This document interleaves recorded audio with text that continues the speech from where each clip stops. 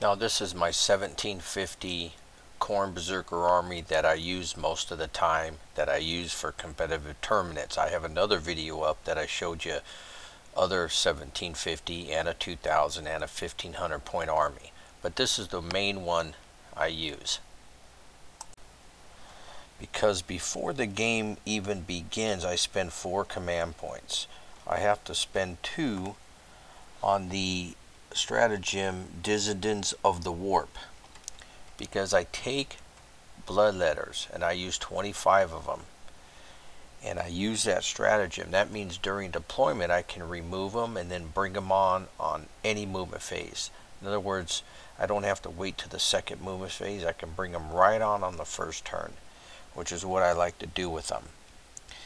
And I have to use 2 command points because I'm using 25, and that's a power level higher than 8.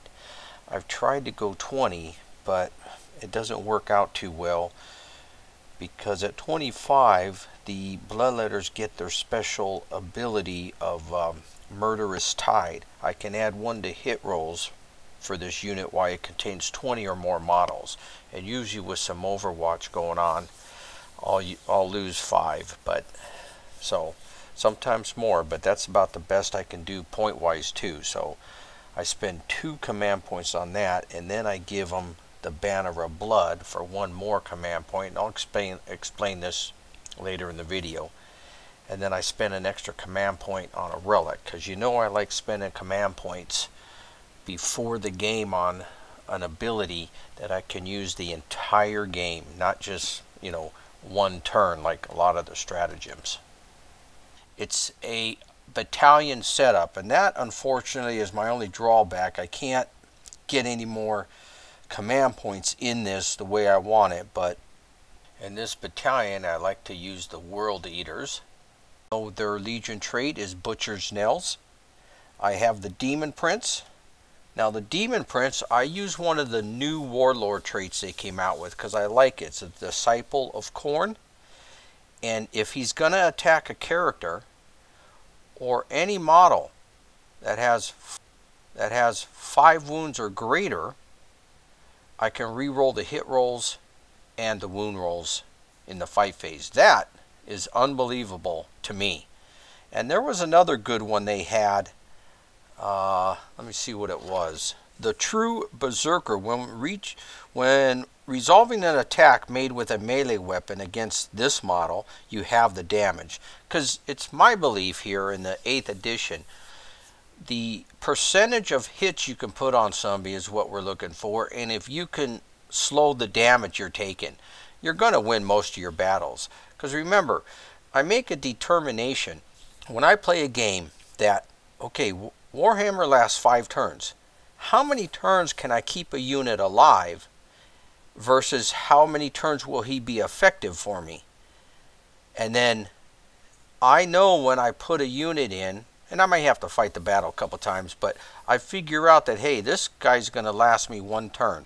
So if he's only going to last me 1 turn before he dies, I've got to do something with him quickly. And most units that we're using here are most effective when you are giving them the most buffs you can give them right away, because once they start losing wounds, well, they're going to go down and be less effective. So you always got to be aware of all that. Now the loadout on my Demon Prince I like to use for this unit is a Demonic Axe, and then of course he has the 1 Malefic Talons. He stays protected, of course. You always keep him bubbled because he only has 8 wounds he can't be shot at. And then you strike first. If I choose to go after a target that has a toughness 8, I use the Demonic Axe. That gives me a strength 8. Very good wounds and to hit. Now I have to subtract 1 off my hit roll, which moves my weapon skill from a 2 to a 3. I can live with that, because with Disciple of Khorne, hitting a target that has a toughness 8, he's going to have wounds more than 5, and because of that, I'm going to re-roll the hit roll and re-roll the wounds rolls. So I really, really like this setup against a toughness of 8 unit on the board. Now if I choose to go after anybody else that isn't a toughness 8, then I'll use the Malefic Talon, which will give me one more attack. So listen, demons have 4, but Might Over Magic for Khorne gives him a 5th. He has 5 attack. If he charges Hateful Assault, gives him 6. Butcher's Nails gives him 7. And the Malefic Talon give him 8. So I can still hit 8 attacks on anybody else I want. And with this Prince of Chaos, I can reroll hit rolls of 1. Unless I'm hitting a unit that still has 5 wounds or more. And I'm going to reroll the hit roll and the wound roll. So very, very killer Warlord trait with him. The other important thing for the Demon Prince is to succeed in your charges. So the bear, I give him the Talisman of Burning Blood. The bearer of Talisman of Burning Blood can advance and charge and reroll failed charge rolls. So you just can't go wrong with that on your Demon Prince. The Exalted Champion, I put him in the Rhino because I really like the ability that you can reroll failed wound rolls in the fight fate for your Berzerkers. I mean, man, you can't do better with that. He's not there to really fight, even though he can kind of hold his own, but you can't do any better than that. My Berzerkers, of course, they're troop choices, and I always use, 8 Berzerkers because that's the Khorne number, and I give one. I can only afford 1 unit here to have chain axes, and only 6 of them. 2 would have to get chain swords, but everybody, the other 2 troopers will get chain swords, and so Berzerkers attacking at 2, Butcher's Nail gives them 3, Hateful Assault 4. So these guys are going to hit with 4. And then, of course, they have Blood for the Blood God, which they can fight twice. Now, people get confused on this, but the way that works is you charge. Everybody who's made a charge can fight once. That means they're all going to fight once, my 3 troops. And then we move into the fight phase. With the fight phase starting with my turn, because it's on my turn, I can choose 1 Berserker unit to fight again, and then he can choose 1 to fight, and then I can choose another one to fight, and so on until all mine have fought again in the fight phase. So man, you really can't go wrong with Berzerkers. That's why they really haven't done anything to them or changed them, because they're already killer. And then all my Berserker units get Icon of Wrath. I can re-roll the charge rolls. And you need that. Remember, if you're failing a charge, then you're just helping the opponent out. So you always got to make your charges. I don't have a lot of command points to spend, but you got to save a couple to re-roll that charge roll. There are some new stratagems that are pretty good, but I do like the Scorn of Sorcery all the time to stop Psychers against me. So keep that one in mind. And then there's the Red Butchers that we use on the Terminators, but I'll show you that one. But anyways, that's 3 squads of Khorne Berzerkers. As far as the Rhinos go, they're just going to be basics. They're there to carry your Berzerkers into battle, and then I send them off to capture objectives, because they can take objectives now. Then I throw in 1 squad of Marines. I'm really liking Marines again rather than Cultists. They will survive longer, and their bolt guns are more effective. So they go out and just grab some objectives for me, as well as protecting against the deep strikes. And I'll show you how I would set this up in tournaments at the end of the video. Now in this army I put Terminators just for the fact that my 3 Khorne Berzerker squads are in hand-to-hand. They'll last maybe 2 turns. The Chaos Space Marines are used for protection and rear guard action. I need something that can go hit a strong unit on the, after the first or second turn when I want to drop them, or grab an objective if I need the points very badly. So I do put in a squad of Terminators. Now the first thing with Terminators is a new stratagem they give you called, I think it's the Red Butchers. And if I spend 2 more of my command points before the game, then for the entire game they get the blood for the Blood God, and their strength goes up by 1. So I mean, you really cannot underestimate the value of using a stratagem that lasts for the entire game. The Terminators will last for 2-3 turns, and they're going to get this for 2 or 3 turns. It's just better than using a stratagem that only lasts for 1 phase or 1 turn. So if I use 2 command points here, then I only have 2 left for the game, and those 2 I will just save for absolutely necessary to re-roll a dice. Mainly either on charges or once I am in hand-to-hand, and later in the game for re-rolls. And so that's how I will probably use the command points. I will use 6 of them before the game and save 2, and that's it.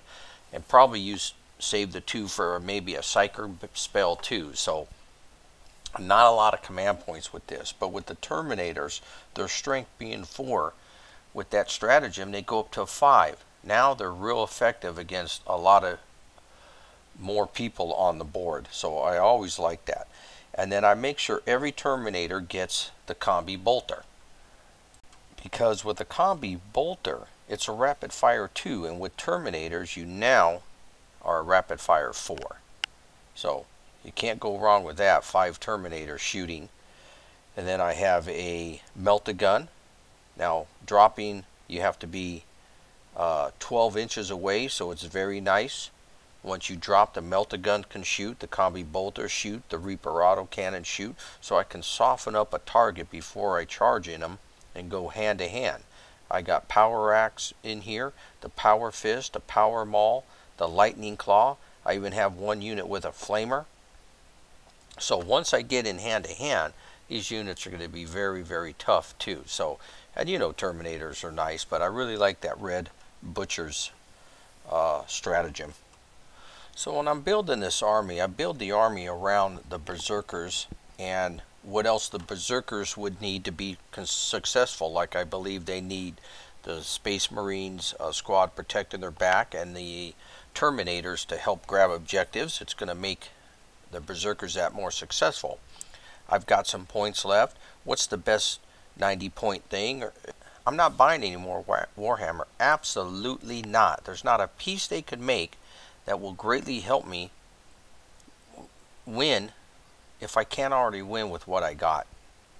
And so the Hellbrute I throw in here, and they're very nice actually. They nerfed their points, and so it's 95 points to get a Hellbrute in here that has a Twin Heavy Bolter and a Hellbrute Fist. Now usually I stack with the Power Scourge and a Reaper Auto Cannon, but I didn't have quite enough points for this. But still, this Hellbrute is an 8-inch movement. It's going to charge into the enemy, maybe even grab an objective on the way. It's going to take some punishment. It's going to get attention. And why don't I mind that? Because some players will say, why put a unit in just to die? But in our Warhammer game, they're shooting back and forth, especially with the guy who goes first gets to shoot his entire army on you, which is, you know, I believe one of the stupidest rules Warhammer has. Makes no sense to me, but why you just sit there and take it. But someone's going to shoot and they're going to target something. What I don't want them doing is targeting my Demon Prince and my Berzerkers. Those are the most important. Those are going to kill some pieces. So let them target the Hellbrute. I will take the 90 points because I'm going to exchange that for killing something just as dangerous to me and more valuable to the opponent. So I don't mind if they shoot at the Hellbrute. They're going to charge right at him, and if they don't, the Hellbrute can do damage on his own. So I don't mind stuff like that. And so the next thing I throw in the army is some heavy support. Just because we got to have some shooting going on a little bit besides the Terminators, and it's a Predator. The Predator will have the las cannons. I give him 2 las cannons, and then he has the Predator auto gun. That will usually get shot at first by everything. So what does it do? It keeps your rhinos alive. Your rhinos are advancing. It usually takes 1 turn. You advance the rhinos, you know, you get them across the board, and you're out. So the Predator will usually take most of the punishment. But again, you keep them off your Demon Prince and you keep them off your Berzerkers. Now, along with this army, now this comes to 1,350 points, this battalion. But then we throw in a patrol. Now this patrol comes with a Bloodthirster. I really like the Bloodthirsters. They reduce their points to 210. Now the question to me is which one to use. Now I like Infinite Rage because of his great Axe of Khorne, but what I don't like is his weapon skill. As he gets damaged, his weapon skill gets worse. However, the Wrath of Khorne and the Unfettered Fury, their weapon skill does not change. That means until he goes down with his last wound, he is hitting on a 2. Now, what will change are his attacks, but they all change on attack. So to me, the Wrath and then the Unfettered Fury are still better because their weapon skill won't change. And then, unlike the other two Bloodthirsters, the Wrath get 2 shooting ones. Now, I know the Fury gets 1, but this guy will get 2, and then one of them is a Hellfire, so his weapon will automatically hit its target. So his BS is going to change, but it don't matter with the Hellfire. I can just keep shooting it. And then he has one more ability, Relentless Hunter, where he can reroll any failed hit rolls against characters. So really makes this guy better to me. And then one of my 8 command points are spent on this guy. I give him the relic Armor of Scorn, because I really like that one. He gets to improve his invulnerable save from a 5 to a 4. You don't know how effective, and that can keep him on the table another turn. So it usually takes, I mean, unless an army concentrates their entire focus on this guy, again, it means he's not focusing on a Demon Prince, the Berzerkers. He'll last 2 turns with, and if they don't focus on him, he can even last 3. Now the Bloodthirster starts on the board, but the Bloodletters, I spend a command point on a stratagem called Dissidents of the Warp, and during deployment I can remove this unit, take them off the board, and then at the end of any of my movement phases I can bring them back. So this doesn't have to wait to the second turn like reinforcements do, so I like this.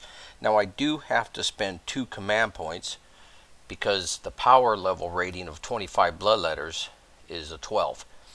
And the reason I put the extra 5 in is because when they charge, Overwatch usually kills 5 of them on an average for me. At least 20 to succeed in the charge, because they have a Murderous Tide ability, which they can add 1 to their hit rolls if they contain more than 20 models. So I really like that. So the Bloodletters, for 1 command point, will be able to drop 9 inches away, and then you spend 1 command point before the battle and you give them Banner of Blood, and that icon upgrades their demonic icon, and you can roll 3d6 on the charge. And what have I been saying? You need to succeed in your charge rolls all the time, otherwise you're just giving a free shot to the enemy, so, and a whole free turn. So the charge is great, and then I try, if I can, sometimes it always doesn't succeed that way, but if I can drop them within 6 inches of the Bloodthirster has the demonic icon, Locus of Rage, and with that I can re-roll my charge rolls. You have to be within 6 inches of them. So, and then the Bloodletters on their own are pretty good. They have 1 attack, but they got Unstoppable Ferocity, which will give them 2. So that's pretty good. 2 attack with 25 Bloodletters, or 20, makes them a pretty ferocious unit on the attack, because their demon weapons are a minus 3 AP, and if I can roll a 6, some of them are going to inflict 2 damage, so they can really hit a good strong unit. And the Unstoppable Ferocity also adds 1 to their strength, so they can go up to a 5 strength. So they're pretty good. They do a real good job for me. So the way I lay out this army is on half the board I keep a group together, the Rhinos with the Berzerkers in them, with the Hellbrute, with the Space Marines covering the back to protect me against deep strikes from the opponent for at least the 2 turns. and the Bloodthirster will be sort of to the left of that, and then the Predator is on the left of that, all the way in the back. And then the Demon Prince is behind the Rhinos.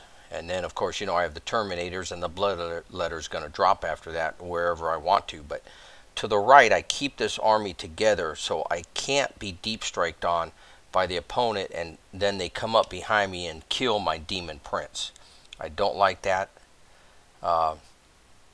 So I use the Space Marines to protect their rear for at least a couple turns, and then I have them go out and grab objectives. But that's it for this army. It's a real good army.